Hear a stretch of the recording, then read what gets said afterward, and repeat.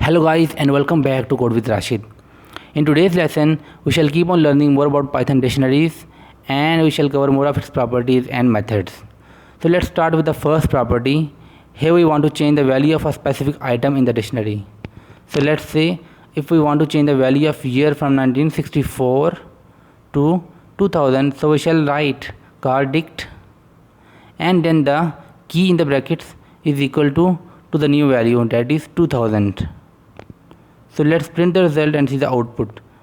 And guys, if we run the program, we shall see that the value of year has changed from 1964 to 2000. So that is how we change the value in the dictionary.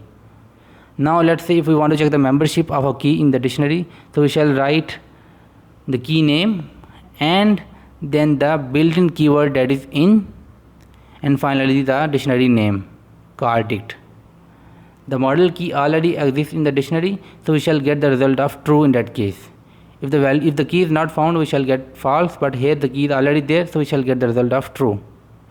Now let's say if we want to add a new key value pair in the dictionary, how do we achieve it?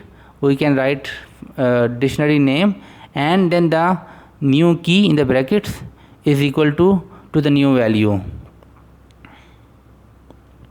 And that is how we add new key value pairs in the dictionary. Let's print this dictionary and see the output.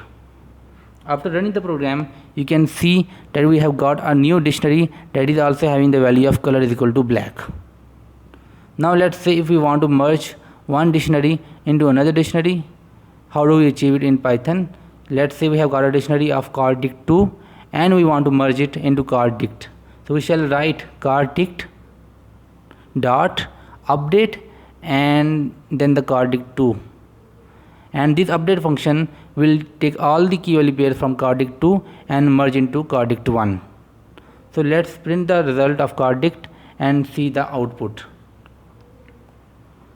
So guys, here you can see that all the key value pairs of car dict 2 are merged into car dict, and the new dictionary is having both the values of car dict and car dict 2. That is how you merge dictionaries in Python.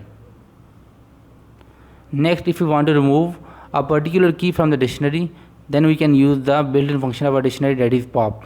So we shall write car dict dot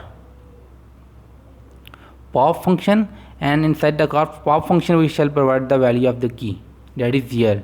So that will delete the year from the dictionary, and if we print the result, we shall see that we are having a resultant dictionary that is not having the key value pair of year. If you want to remove any other value, you can simply provide that value provide the key of that value in the pop function. But what if we provide the wrong value? In that case, we will get an exception here that the key year 2 is not found in the dictionary. And if we want to handle this situation, we can provide a comma separated value.